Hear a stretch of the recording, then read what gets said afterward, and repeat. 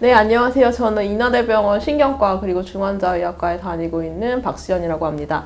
저는 신경과에 주로 뇌졸중하고 시술을 같이 하고 있는 박희원이라고 합니다. 네, 이번 시간은 이제 뇌졸중 관련해가지고서는 유튜브를 찍어볼 예정이긴 한데요. 일단 뇌졸중 관련해서 조금씩 풀어나가는 시간을 갖도록 하겠습니다.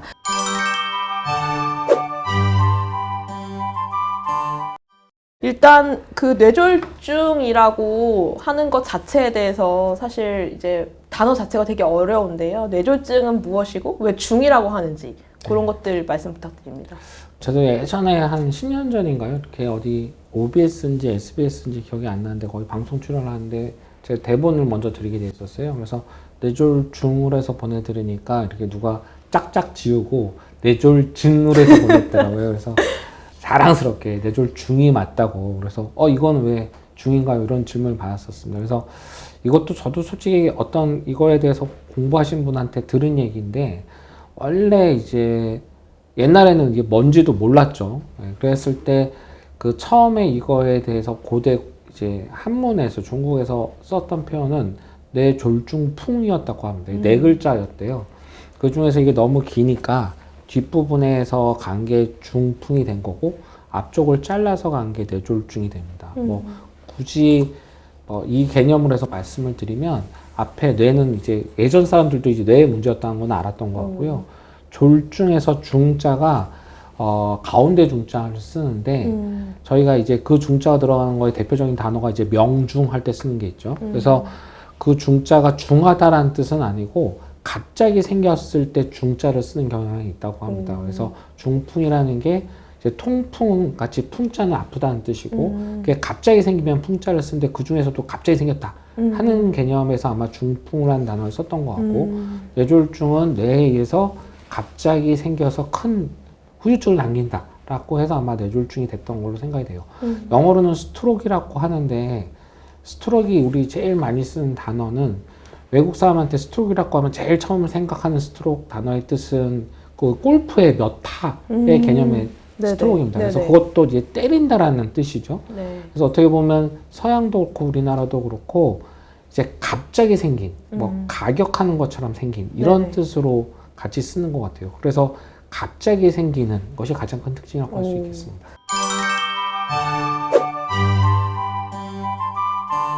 그럼 뇌졸중에 대한 전조 증상 같은 것들이 혹시 있을까요?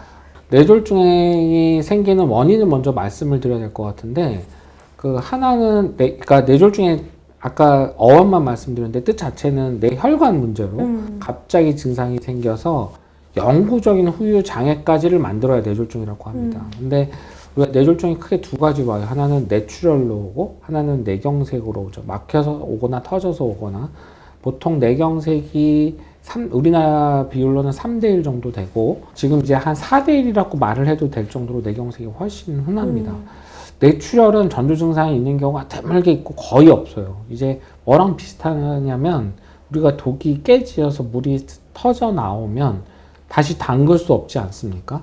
반면에 혈관이 막혔다가 바로 뚫리면 뇌경색으로 그러니까 영구적인 손상이 남기 전에 되돌아올 수가 있어요.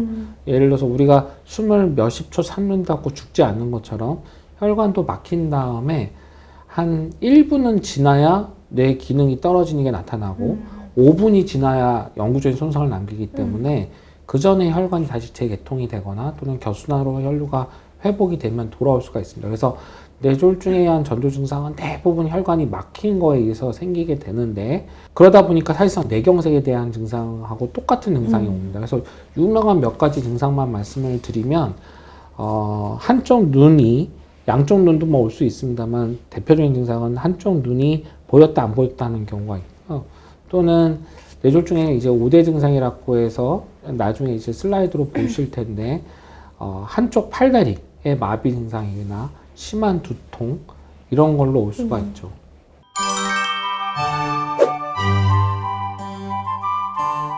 그러면 사실 뇌졸중이 이제 전조 증상이 있고 그렇다고 하면 뇌졸중의 원인이 되는 것들이 또 있을 텐데 혹시 대표적인 것들이 있을 수 있을까요? 많은 질문이 있고 또 저희가 굉장히 중요한 개념이기도 합니다. 뇌졸중에 있어서 위험인자라고 하면 우리가 고칠 수 있는 원인도 있고 치료할 수 없는 원인도 있는데 이걸 합쳐서 제일 중요한 넘버원은 솔직히 나이입니다. 저희가 이제 뇌졸중인 경우에 사망률이 많이 줄어들었어요. 우리나라 같은 경우에. 네네. 사망률은 줄었는데 비해서 발생률은 많이 늘었습니다. 그러니까 그 가장 큰 이유는 고령화 때문으로 생각을 해요. 근데 아쉽게도 많이 와서 내 혈관 돌려주세요, 뭐 다시 젊게 해주세요, 뭐 좋게 해주세요 하시지만 우리가 다시 젊어질 수 없는 것처럼 네. 혈관을 되돌릴 수는 없고요. 그러면 이제 나빠지는 걸 억제하는 치료를 해야 되는데 그걸 이제 고칠 수 있는 위험인자라고 보죠. 그러면 이제 뭐 이런 거 있을 수 있습니다. 어떤 예를 들어서 유전 질환인 경우에 뇌졸중을 10배 이상 올릴 수도 있는데 그게 뭐 100만 명에 한 명 생긴다. 이러면 별 의미가 없겠죠. 그래서 유병률이랑 이 병이 있을 때 얼마나 증가하느냐 이거를 컨트리뷰터블 팩터라고 표현을 하는데 그렇게 봤을 때 제일 중요한 거는 나이 다음에 고혈압이에요. 특히 고혈압이나 당뇨, 고지혈증이 되면 어떤 분들, 우리나라 분들 중에서 아직도 많은 개념이 내가 뭘 못해서 또는 내가 뭘 잘못해서 라는 좀 죄책감을 느끼시면서 나는 담배도 안 피우고 바른 생활했는데 왜 나는 고혈압 환자냐, 내가 왜 고혈압이냐, 이걸 못 받아들이시는 분도 있는데 나이는 80, 뭐 이런 분들이 계시거든요. 저희가 65세 이상이면 고혈압 환자가 혈압이 정상인 환자보다 훨씬 많습니다. 60에서 70%가 고혈압이 있다고 생각을 하거든요. 그래서 나이가 65세가 넘어가면 우리나라 기준으로 뭐 고혈압이나 당뇨, 고지혈증 있는 건 죄가 아니고 어떻게 보면 당연한 거예요. 본인이 고혈압이 없다고 보면 고혈압이 없는 게 아니라 혈압이 높은데 치료를 안 하고 있을 가능성이 높고 그건 굉장히 큰 팩터가 됩니다.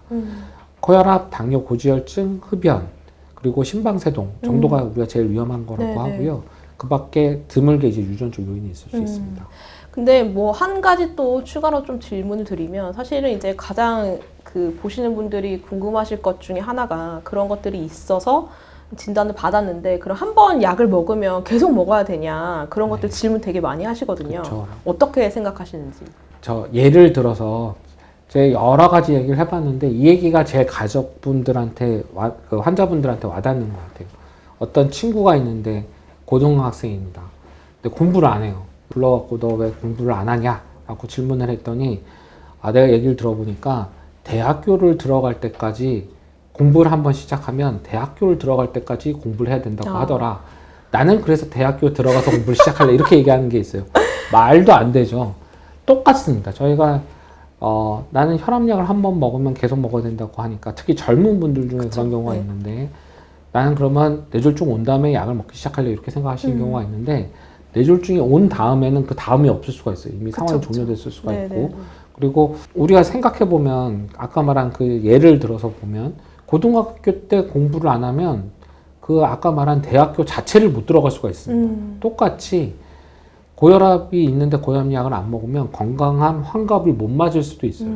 저희가 제일 큰 개념은 아까 말씀드렸듯이 혈압하고 당뇨, 고지혈증을 조절한다고 해서 되돌릴 수가 없습니다. 예를 들어서 혈압이 높은데 그러면 결국 혈관이 나빠지겠죠. 동맥경화가 진행을 하는데 혈압약을 먹으면 이 혈관이 젊어지는 게 아니라 그 나빠진 상태에서 더 나빠지는 속도를 늦춰요. 그렇기 때문에 그리고 혈압약이나 고혈압이나 고지혈증약 이게 전부 다 당뇨약 이게 전부 다 특징이 혈관이 좋을 때 효과를 잘 발동하지 혈관이 거의 막힐 때 정도 상태에서 혈압약을 시작하면 그때도 먹는 게 낫겠습니다만 효과가 반감돼요. 그러다 보니까 뭐 우리가 뭐 모든 게 그렇지만 건강할 때 조절하는 게 제일 좋습니다. 네.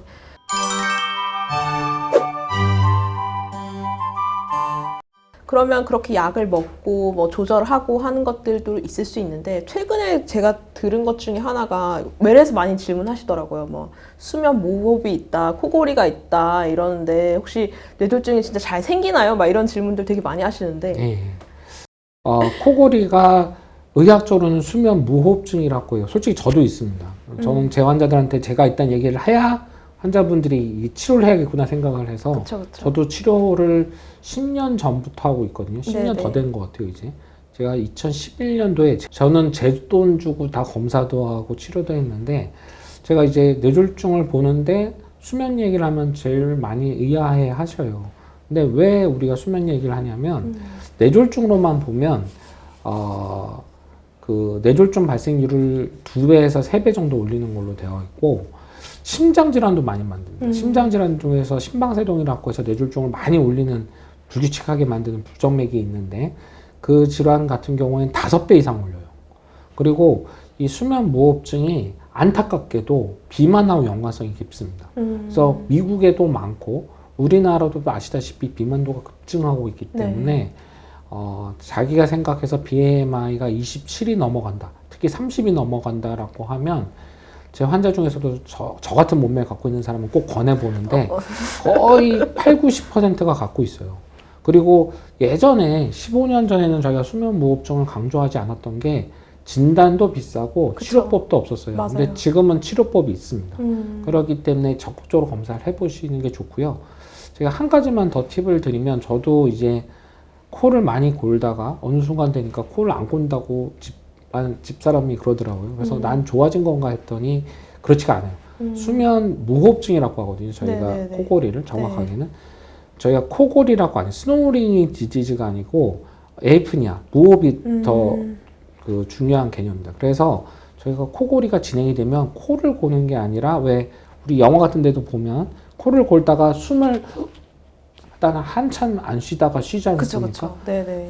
그러면서 코 고는 횟수는 오히려 줄어드는데 그게 더 위험한 사인입니다. 그래서 뭐 본인이 체중을 많이 뭐 10kg를 줄여가지고 코골이가 줄었다 이러면 그게 제일 좋지만 네. 그렇지 않은 상태에서 시끄럽지가 않다라고 하면 그건 더 위험한 증후수가 있기 때문에 네네네. 꼭 확인해 보시는 게 좋습니다. 저희가 의사 선생님들한테도 이런 얘기하면 예전에 특히 이제 나이 드신 분들은 에이 뭐 그게 코 고는 거 다 있지 그렇게 생각하시는 경우가 있는데 우리가 산소 포화도를 보면 80% 이하일 때 중증 코골이라고 하거든요. 네네네. 수면 무호흡증이라고 네네. 하는데 저희가 이제 의사들은 다 아는데 네. 80% 산소 포화도 만들기 굉장히 힘듭니다.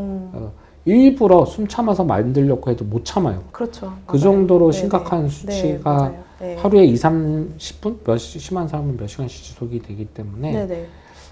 꼭 검사해 보시고 필요하면 치료받는 게 괜찮으시겠다. 특히 지금은 가격적인 부담이 많지가 않아서 꼭 해보시면 좋겠습니다.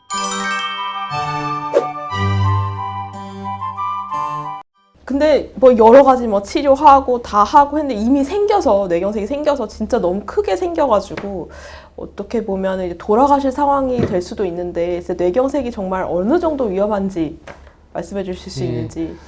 이제 뇌졸중이 온 다음에 제가 처음에는 그 환자들한테 환기시키는 상태로 이 말씀을 드리면 대부분은 잘 못 받아들이십니다. 그리고 저도 예전에 그 뇌졸중 처음 진료할 때 제 환자 제가 굉장히 치료를 잘한다고 생각했었어요. 이렇게 보면 제 환자 중에 재발한 사람도 없는 것 같고, 그리고 저희가 권역심리학관 센터가 되면서 전수조사를 할 수 있게 됐죠.